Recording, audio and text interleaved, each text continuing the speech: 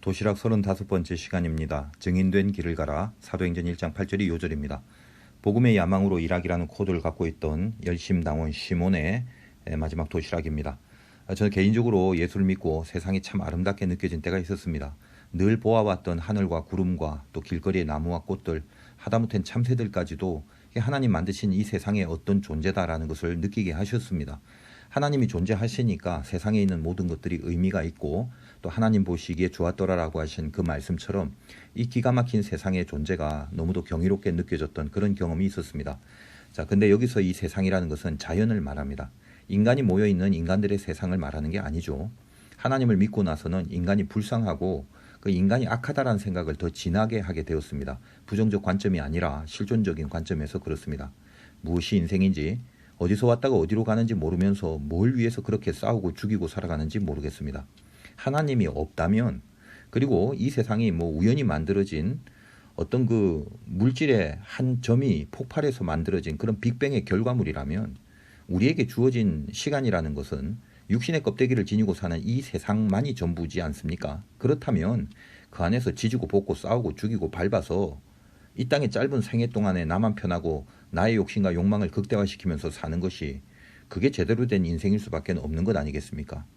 인류라는 것이 그래도 생각이 있다 보니까 거시적으로 고민하는 문제들이 좀 있어 왔습니다. 이렇게 나무 그림으로 한번 표현해 봤는데 큰 가지들에서 볼 수 있다시피 예를 들면 자연의 손상 문제 그런 거 있죠.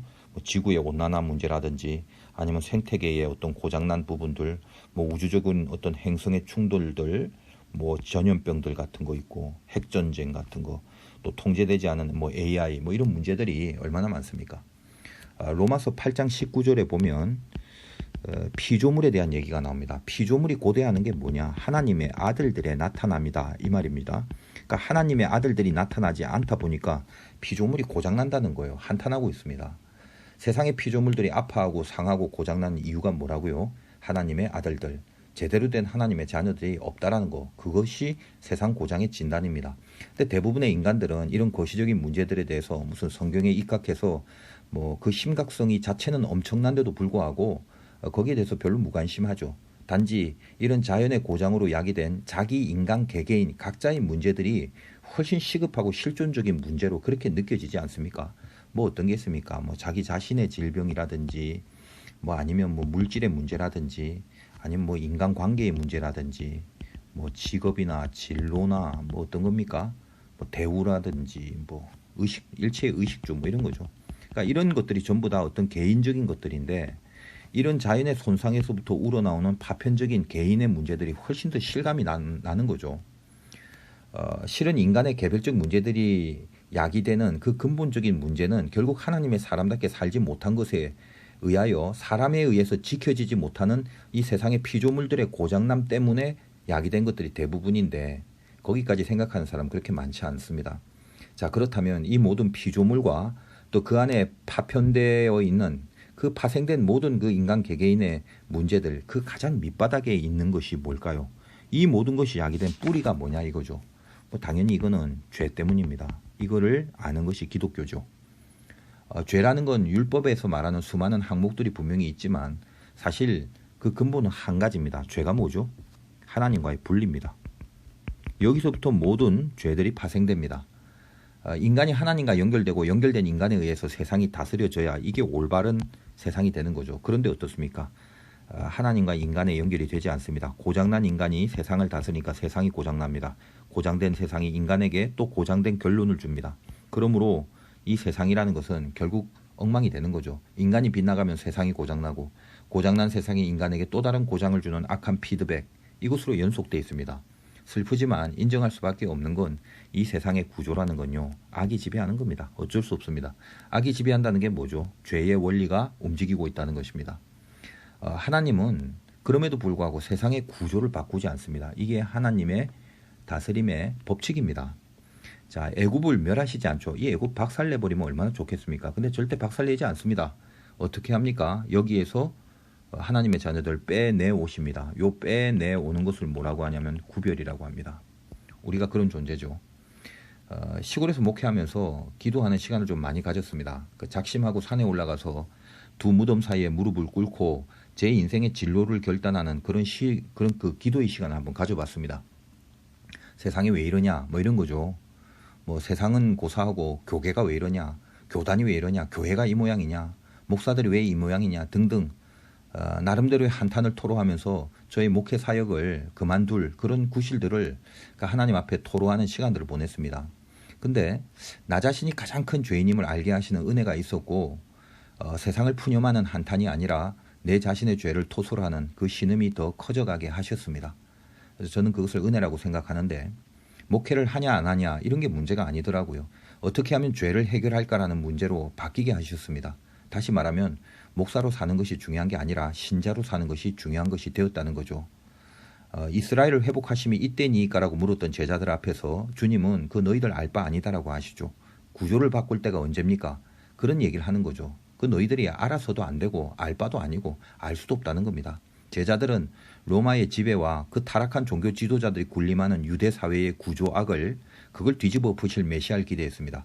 주님이 승천하기 전까지 그리고 성령이 임하기 전까지는 여전히 세상의 구조가 바뀌어지는 그것이 하나님 나라의 역사라고 생각을 했었죠. 그런데 예수님의 마지막 말씀 사도행전 1장 8절에 이 말씀을 던지시고 승천하십니다. 오늘의 요점이 그거죠. 오직 성령이 너희에게 임하면 권능을 받는단 말입니다. 그리고 온 땅에 실력자가 되라가 아니라 나의 증인이 되라. 마지막 유언이죠. 이거는 예수님의 마지막 유언이라는 걸 우리는 익히 알고 있습니다만 사실은 이것을 가슴에 새기고 살아가는 사람 별로 없습니다. 우린 다 실력자가 되려고 그러지 예수의 증인이 될 생각 안 하죠. 인간의 정치, 사회 그리고 세상의 구조 바꾸란 말이 절대 아닙니다. 죄를 해결하라 이 말씀입니다. 제자로 사는 거 중요하지 않다. 사도라는 명함 파고 그렇게 사는 거 중요하지 않다. 목사로서 무슨 직분자로 사는 거 중요하지 않다. 죄를 해결하고 죄와 싸우고 죄에 지지 않는 신자로 사는 것이 중요하다. 예수를 믿는 거는 세상 바꾸는 거 절대 아닙니다. 나를 바꾸는 겁니다. 그리고 바뀌어진 내가 다른 이들에게 예수를 전해서 그들의 죄에서 건져 올림을 당하게 하는 그 은혜의 통로가 되는 겁니다. 그게 증인입니다. 가장 큰 비극이 뭐죠? 세상이 안 바뀌는 게 아닙니다. 예수를 믿는 자들이 죄를 방치하고 죄보다 구조를, 죄보다 정치를, 죄보다 공동체를, 죄보다 기득권을 더 강력하게 지키려고 죄에 대해서 마땅한 책임과 싸움과 조치를 덮어버리는 것입니다. 유대 종교 지도자들과 바리새인들이 그들의 죄를 모르지 않았습니다. 찔림이 있었기 때문에 옷을 찢었고 찔림이 있었기 때문에 돌을 들었습니다. 근데 그 돌을 자기를 향해 던지지 않고 전부 다 예수에게 던져버립니다. 자기들이 죄를 시인하면 이제껏 누려왔던 기득권의 구조가 무너지기 때문입니다. 셀롯인 시몬은 열심당의 일원이었습니다. 당시 거대 세력으로 구조화된 그 열심당이란 공동체 속에서 상당한 역할을 하고 살아왔음에 틀림없습니다. 그러나 그가 예수를 만났습니다. 그때 어떻게 됩니까? 그는 드디어 당원이 아니라 신자가 되는 거죠. 당원은 구조를 지키려고 하는 사람이고 신자는 증인으로 살겠다는 그 사람입니다. 구조를 지키고 구조에 안주하지 않고 그거 버리고 나와서 예수님 곁에서 증인으로 살게 된 것이 셀롯 시몬입니다. 어떻게 하면 죄가 있더라도 더 탄탄한 틀을 세워서 나갈 건가? 어떻게 해야지 이 기득권을 잃지 않을까? 거기에 골몰했던 타락한 열심당을 박차고 나와서 성령을 받고 증인의 삶을 살았다는 것입니다. 신자들이 죄를 지으면 거의 다 다윗의 예를 들어서 권면을 합니다. 다윗도 죄를 지었지만 용서받았다는 거죠. 그 논리 아닙니까? 침상을 적시는 눈물로 자기의 죄를 고백하고 그 아들이 죽음을 당할 수밖에 없는 그 대가를 그걸 믿음으로 치러냈기 때문에 다윗의 죄는 은혜로 연결되는 것입니다. 근데 인간의 악함이 어디에 있냐 하면 다윗을 운운하기만 했지 그가 죄를 저지른 바로 그 침상 거기서 눈물을 흘리는 일을 그걸 감춰버리고 아무 일도 아닌 것처럼 왕의 이불로 그 죄의 침상을 덮어버려 버립니다. 그리고 끝까지 이스라엘의 왕이라는 기득권을 주장하고 살았다면 아마 다윗은 절대로 하나님 앞에서 내 마음에 합한 자란 칭호를 받지 못했을 것입니다. 우리는 예수를 믿으면서 너무도 정치적인 사람이 되어버리지 않았습니까? 정치가 뭐죠? 뭐 세상에서 무슨 국회의원 되란 말이 아니라요. 이념을 이용해서 실속을 정당화하는 인간의 악랄한 강교함을 말합니다. 여기서 이념이라는 것은 뭐죠? 우리에게 있어서는 예수 그리스도인 하나님. 그걸 이용해서 실속이라는 게 뭐죠? 기득권 아니겠습니까? 밥그릇이죠. 한국 교회의 역사 오래됐습니다. 이미 오래전부터 이제는 교회에서 공동체를 이루게 되고 조직이 이루어지고 단체가 되고 규모가 커져 버렸습니다. 세상의 정치 조직과 가늠할 만한 쪽수를 만들어 놓았습니다.